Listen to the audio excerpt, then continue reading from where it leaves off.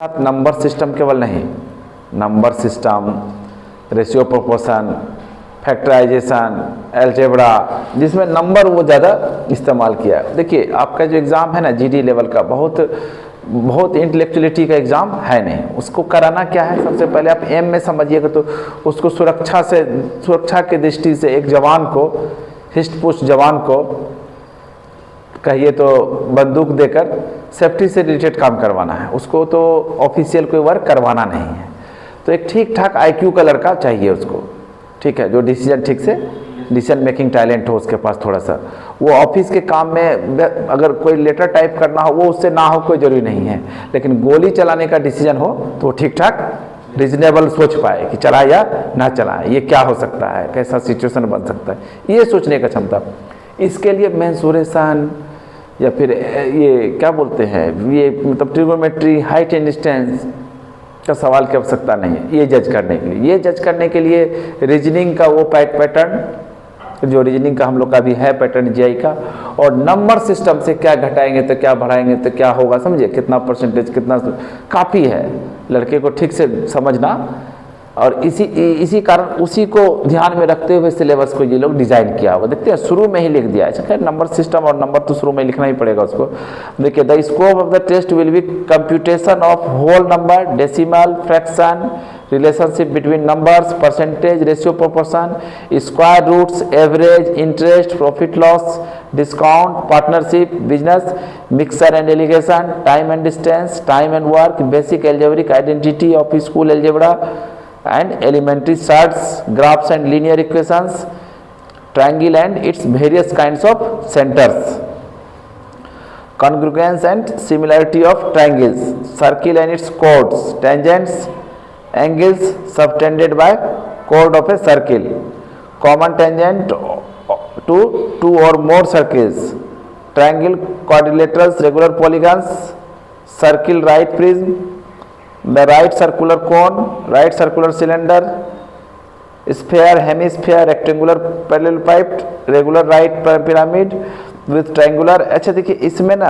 Equal मिला के ये समझ लीजिए, लिख सब कुछ दिया है, छोड़ा कुछ नहीं है। हाँ, मेंसुरेशन पूरा ठीक है, रेडियन मेजर के साथ, हाइट एंड डिस्टेंस, अच्छा हिस्टोग्राम, फ्रीक्वेंसी, पॉलीगन, बार, लिख सब दिया है, ये कुछ नहीं छोड़ा है। देखिए आपको पाई चार्ट वगैरह जो आएगा सब लिख दिया, छोड़ा। अच्छा अभी एक बात है ना, हम शुरू में ही बताए थे, किसी भी एग्जाम की तैयारी के लिए दो चीज़ बहुत इंपॉर्टेंट है। एक साइड सिलेबस रखा रहना चाहिए, दूसरा side previous year question. Syllabus का तो दायरा है महासागर है, देखते हैं सब कुछ लिख दिया है, ट्रायंगल, हाइट, हम सोचे नहीं लिखा होगा, पहले लिखता था एलिमेंट्री मैथमेटिक्स, ठीक है, सिलेबस में देखते थे, आजकल ये पूरा डिस्क्राइब कर दिया। लेकिन अंग्रेजी में नहीं लिखा कुछ, अंग्रेजी और हिंदी में लिखा है, आपकी हिंदी भाषा पर समझ हो और अंग्रेजी भाषा पर समझ हो। अच्छा लिखा है तो थोड़ा थोड़ा ना जान भी लेना है, ठीक है।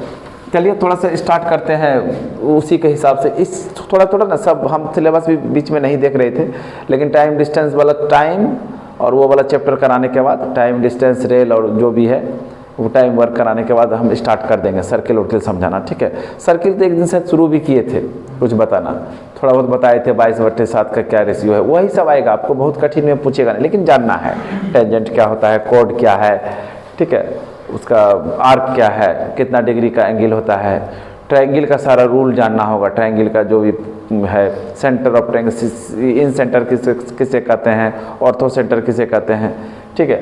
अच्छा अभी हम थोड़ा सर्किल के बारे, अच्छा उस दिन मेंसुरेशन में पढ़ाए भी थे, सर्किल्स के थ्रू जो हम लोग बनाए थे, क्या बनाए थे, सिलेंडर बनाए थे, सिलेंडर का फार्मूला, शंकु बनाए थे, बहुत सारा रिलेशन जाने थे, वही होगा। स्टार्ट होगा तो ये पार्ट आपका नंबर सिस्टम वाला पार्ट, मैं सोच रहा था नंबर सिस्टम वाला पार्ट को एक साइड खत्म कर देंगे, ठीक है, उसके बाद ये वाला पार्ट बचे, कुछ नहीं है, कॉन्सेप्चुअल और नंबर दोनों का, दो पार्ट में अगर मैथ को बांटेंगे ना तो ये मेंसुरेशन और ये आपका ट्रिग्नोमेट्री वाला पार्ट एक साइड आएगा और नंबर वाला सारा पार्ट एक साइड आएगा। लेकिन आपको याद रहे आपका 90% क्वेश्चन आएगा नंबर वाला पार्ट से, हाँ ठीक है, नंबर वाले पार्ट से सारा क्वेश्चन आएगा आपको। और अगर इस पार्ट से, अगर मेंसुरेशन वाला पार्ट से क्वेश्चन आएगा भी तो सिंपल फार्मूला बेस्ड फार्मूला पढ़ा दिए थे, पढ़ा देंगे एक बार और। दूसरा ये centre, ortho centre, in centre, centre of gravity छोटा चीज़ है, आधे घंटे में ख़त्म कर देंगे हम, या शीट बना के दे देंगे, आपको समझ में आएगा। अच्छा ये जो आप उसमें जो पाई चार्ट हिस्टोग्राम लिखा हुआ है ना, वो किस मतलब मतलब कौन सा प्रश्न के लिए पता है? 4 क्वेश्चन जो लास्ट में पूछता है ना मैथ में, याद है ना वो? हाँ, डाटा इंटरप्रिटेशन, जिसको बोलते हैं डाटा इंटरप्रिटेशन, ठीक है। अच्छा, हिस्टोग्राम वगैरह समझ में आता है ना आप लोग को? हिस्टोग्राम कहते हैं इस तरह से जो खड़ा रहता है, ठीक है ना, इस तरह से मिला हुआ है, ठीक है, इस तरह से। हाँ, इसमें ना ये है इसका, आप समझिए ये जैसे 2001 का 2021 का 20 का डेटा है, 2021 का डेटा है, और यहाँ पे वो दिया हुआ है 10, 20, 30 इस तरह से। तो आपको इस तरह से ये लिखा हुआ है बॉयज़ गर्ल्स, ठीक है, बॉयज़ गर्ल्स इस तरह से। तो पूछेगा 21 में बॉयज़ की संख्या गर्ल्स की संख्या का अनुपात बताइए, टोटल 5 सालों में दिया रहेगा वो। अब दिया रहेगा, जिसके सामने जो दिया रहेगा ना स्पष्ट रहेगा, स्पष्ट रहेगा। हाँ, इजी रहता है। हाँ, जिनका कॉन्सेप्ट क्लियर है उनके लिए इजी है, लेकिन एक बार समझ लेना है, सेट बना के देख लेना है। आसान, नंबर भी देता है। और इससे सबसे आसान क्या बात है, अगर आपको एक सवाल समझ में आ गया, तो एक पैटर्न समझ में आ गया क्या है, तो 4 क्वेश्चन बनेगा इससे, 3-4 क्वेश्चन आसानी से बनता है। एक और है इससे रिलेटेड, एक है ये सर्कल वाला जो है, ठीक है। इसमें क्या है, इस तरह से क्वेश्चन आता है ना, याद है? जैसे यहाँ ये दे दिया 30 डिग्री, ठीक है, ये दे दिया 60 डिग्री, ऐसे एक मोटे तौर पे हम निकाल रहे हैं, ठीक है। किसी को दिया इस तरह से, ठीक है, इस तरह से दिया 90 डिग्री, इस तरह से करके 80 डिग्री 90 डिग्री करके, और इसमें लिख दिया क्लॉथ, एडुकेशन, ठीक है, भोजन, ट्रांसपोर्ट, है ना, जो भी है, रेस्ट जो नहीं दिया। अच्छा, कभी कभी नहीं दिया तो आपको बाकी समझना है कि सब मिला के ये बचा, ठीक है। इसमें दे दिया सेविंग्स, और कुछ अमाउंट दे दिया, कुल अमाउंट, टोटल अमाउंट दे दिया 2 लाख रुपया है। तो इससे सवाल पूछेगा, ठीक है ना। आसान है, बहुत कठिन नहीं है। हमको पता होना चाहिए कि सब मिला के 360 डिग्री है। अच्छा, कभी कभी परसेंटेज में रहता है, ये डिग्री ना देके 10%, 20% इस तरह से, है ना। आप देखिएगा 100% पुराया हुआ है, 100% पुराया रहेगा, ठीक है। बताएंगे वो कैसे, आप सवाल लेके, हाँ हम कुछ एक सवाल ढूंढ के सेट से निकालेंगे और क्लियर कर देंगे, आपका क्लियर हो जाएगा, कोई बहुत कठिन नहीं है। और आप भी बनाने का प्रयास कीजिए, बनेगा, ठीक है। तो ये इसको बोलते हैं हम लोग क्या, पाई चार्ट। क्या बोलते हैं इसको? Pie chart. इसको बोलते हैं हिस्टोग्राम, ठीक है। बार वाला तो पता ही है। अच्छा, एक होता है इसी टाइप में, आप देखे होंगे दो लाइन चलता है ना, हाँ, लाइन बार, है ना। इस तरह से चल के कहीं ईयर वाइज गया, आपको पूछेगा इस तरह से 2 लाइन चला दिया, ये लाइन कुछ का है, हाँ नहीं, हिस्टोग्राम इस टाइप का बना, ठीक है, पाई चार्ट। हाँ, हमको उस टर्म में नहीं जाना है, हमको जाना है इस टाइप का सवाल आता है, ठीक है। अभी तो देखते हैं 5-6 के बुकर में भी ये सब सवाल बच्चे लोग को दिए जा रहा है, बनवाया जा रहा है कॉन्सेप्ट क्लियर करने के लिए। 10th में थोड़ा बहुत था इस टाइप में, थोड़ा बहुत किए।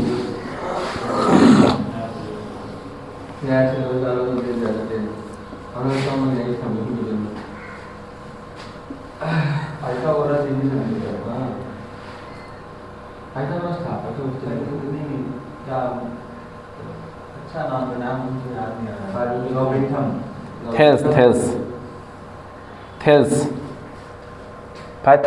पाइथागोरस भी थ्योरम था, पाइथागोरस थ्योरम। अच्छा, एक देखिए तो ABC है ना, इस तरह से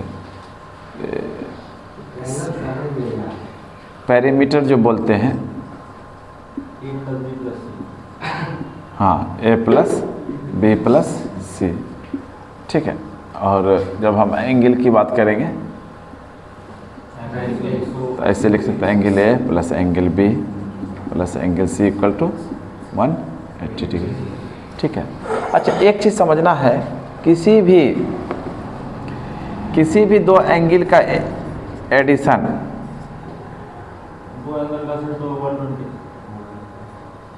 कैसे जानेंगे अभी? 90 से अगर प्लस रहेगा, मोर देन 90 रहेगा, तो उसको हम लोग बोलते हैं ऑब्ट्यूज एंगल, अधिक कोण। जैसे देखिए तो इस तरह से ये 90 सीधा होता है ना, इस तरह से, इस तरह से ये 90 डिग्री, ये 90 डिग्री से जो ही प्लस होगा उसको हम लोग बोलेंगे ऑब्ट्यूज एंगल।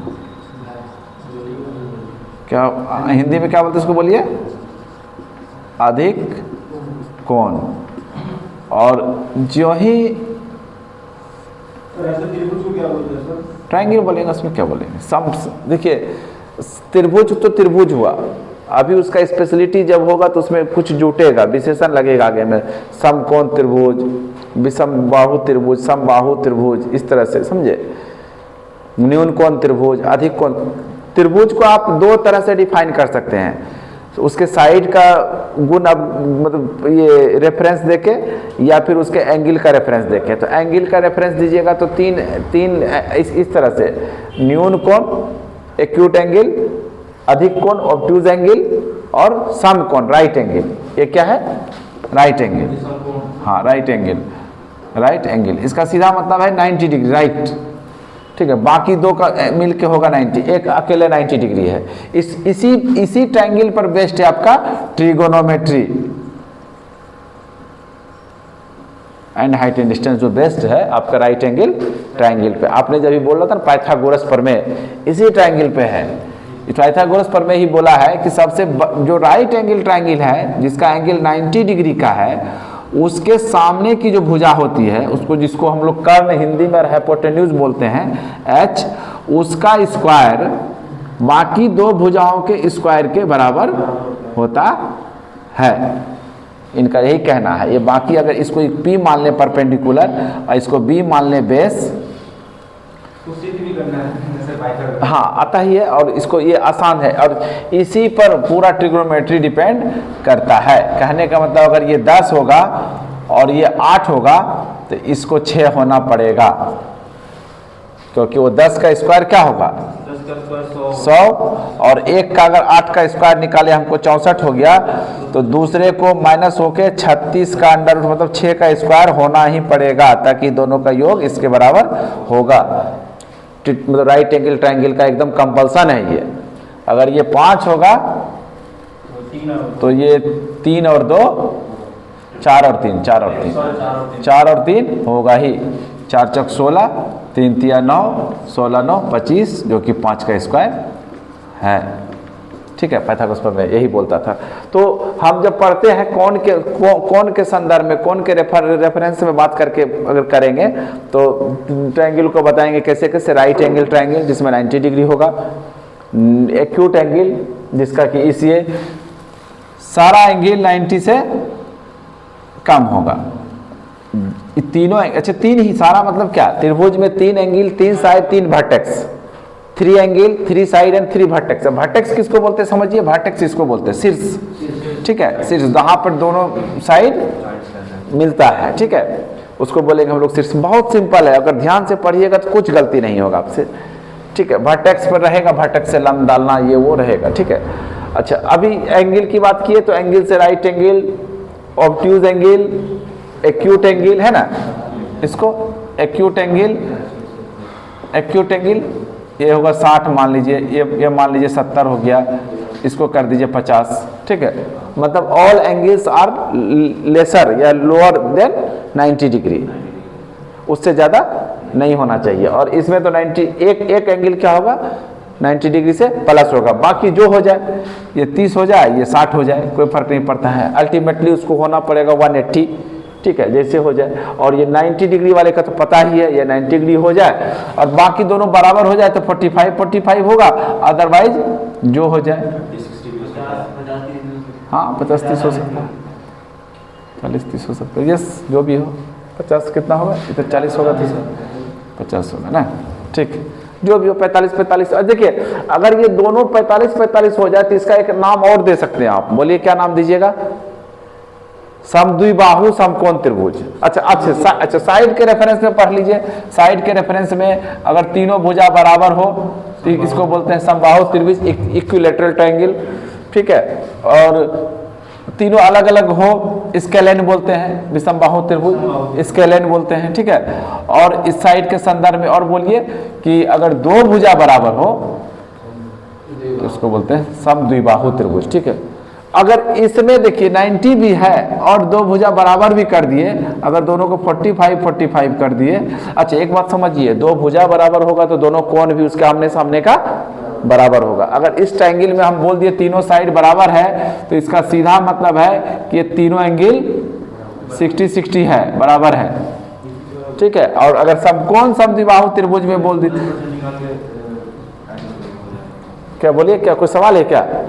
ठीक है, बताते हैं, इसको खत्म करते हैं। इसका नामकरण अगर करना होगा 90 डिग्री भी है और दोनों भुजा को भी बराबर कर दिए तो देखिए दो भुजा अगर बराबर होगा तो इसका सीधा मतलब है दोनों के सामने का कोण भी बराबर होगा। और इस केस में कोई एंगल अगर एक 90 डिग्री है और दोनों का जो 90 था और इसको बराबर होना था तो 90/2 मतलब 45 डिग्री, ये भी 45 होगा और ये भी 45 होगा। तो इसका नामकरण कैसे करेंगे? समकोण समद्विबाहु त्रिभुज, हाँ है ना, समकोण समद्विबाहु त्रिभुज। वो नाम का मतलब है वो उसके फीचर से नामकरण होगा। समकोण था और एक फीचर और पता चला कि इसका दो भुजा भी बराबर है तो क्या बोल देंगे? समकोण समद्विबाहु त्रिभुज। उसमें अगर किसी सवाल में इस तरह से पूछ ले कि समकोण समद्विबाहु त्रिभुज में इनमें से कौन सा सही है, 2 में दे दिया,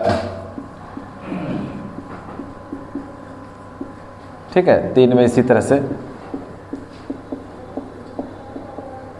तो समझना है आपको क्या बोला है। वो समकोण समद्विबाहु बोला है तो ये समकोण में एक ये होगा और समद्विबाहु है तो ये होगा, ठीक है।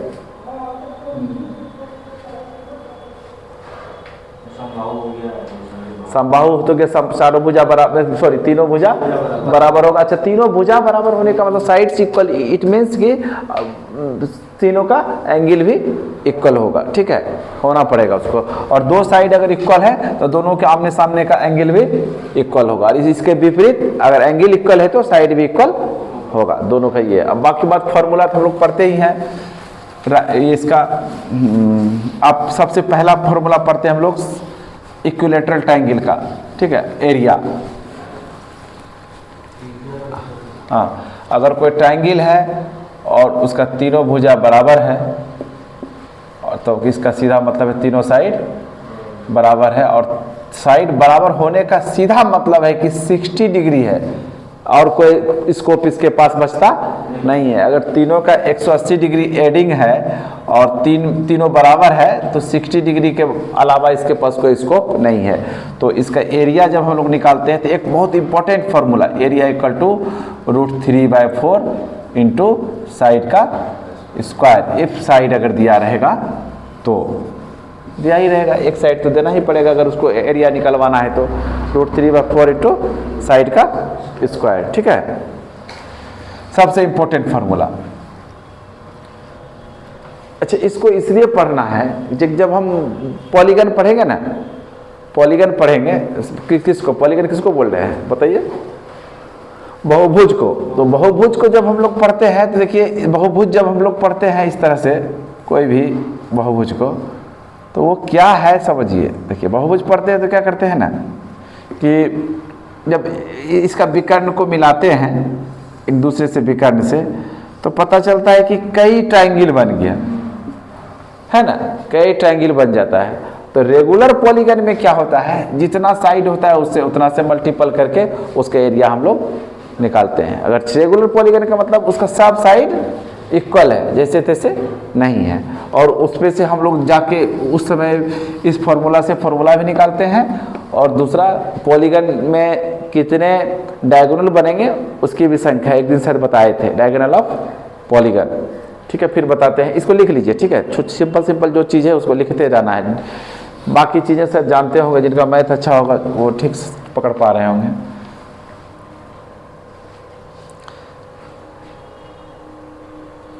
सुनने से ही पता चलेगा, बुक में तो लिखा हुआ है, देखना है, पढ़ना है आपको बारी बारी से। ये जल रहा है लाइट, इसका नहीं जल रहा है ना?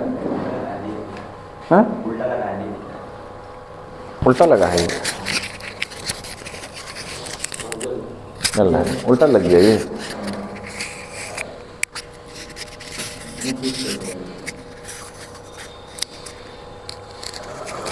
ऐसे लगा था ना, जो भी।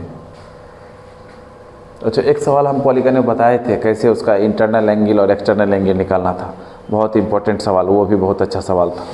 उस पर एक क्लास होगा पूरा, ठीक है, आपको पूरा बताएंगे, और एक सीट है उसका, पूरा सीट देंगे। और जैसे भरबल हम लोग परसेंटेज मौखिक निकालते हैं ना, उसी तरह मौखिक निकालना है उसका सारा एंगल। चल रहा होगा, इतना जल्दी नहीं, सर्विस ठीक दे रहा है।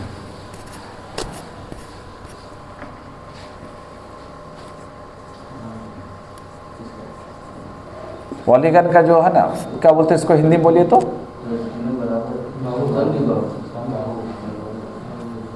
बहुभुज। बहुभुज, अच्छा, इसका एक आपको हम बताए थे कि चतुर्भुज में कितना डायगोनल होता है? 4 भुजा होता है, लेकिन डायगोनल 2 होता है। अच्छा, इस तरह का त्रिभुज में कोई डायगोनल होगा कि?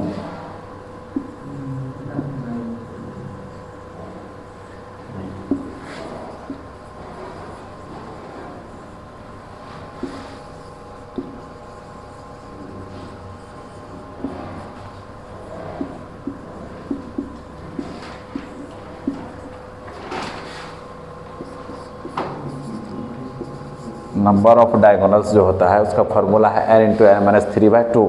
आपको शायद एक बार बताए थे, लेकिन अभी अच्छी तरह से पढ़ना है। इसमें डायगोनल नहीं होगा, इसमें मात्र 2 डायगोनल है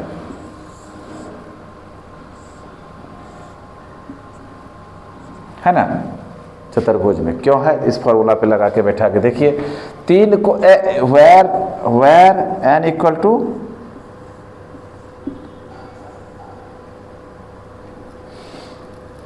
n is the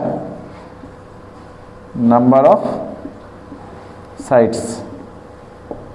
किसी भी फिगर के लिए, त्रिभुज हो, चतुर्भुज हो, पॉलीगन, पंचभुज, षष्ठभुज, अष्टभुज, डायगोनल की संख्या जब भी पूछेगा तो n × n - 3/2 लगा देना है। देखिए, ट्रायंगल का डायगोनल तो नहीं होता है। ट्रायंगल में एक शीर्ष से दूसरा शीर्ष टकरा सकते हैं हम लोग, मिला सकते हैं। हाँ, भुजा पे गिरेगा, इसलिए डायगोनल 3 में नहीं होता। और फार्मूला में 3 जो ही रखेंगे, 3 - 3 0 हो जाएगा। डायगोनल को हिंदी में विकर्ण लिख लीजिए।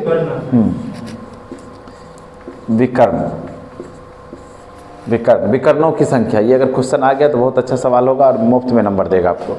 अच्छा, देखिए 4 भुजा है इसमें ना, 4 साइड वाले में निकालेंगे। 4 रखिए, 4 - 3 1, 4/2 2, है ना। 4 रखिए तो क्या होगा? अच्छा, पंचभुज में निकालिए। पंचभुज में 5, पंचभुज में क्या निकलेगा? 5। षटभुज में बताइए,